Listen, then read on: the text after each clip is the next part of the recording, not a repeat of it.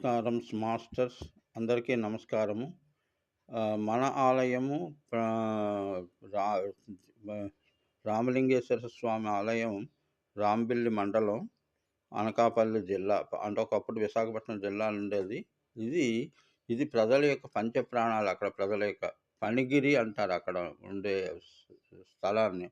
పంచదారలు పంచదారలు అని కూడా అంటారు. పంచదారలు అంటే పంచదారలు కలిసి ఏకంగా చిమ్ముతూ ఉన్నట్టుగా ఉంటుందిక్కడ.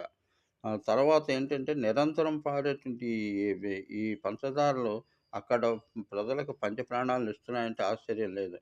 ధర్మలింగేశ్వర స్వామి అంటే ధర్మాన్ని అనుసరించే వాళ్ళు మాత్రమే అక్కడ ఉద్ధరింపబడగలుగుతారని నా యొక్క ప్రగాఢ నమ్మకం. తర్వాత ఏంటంటే ఇక్కడ లింగం కోటి లింగాలతో సమానమని, లింగేశ్వర ఆలయంతో సమానమని ప్రజలంటారు. నీటి బుగ్గ నుంచి ఒకేసారి ఒకే రంధ్రం గుండా అంత రావడం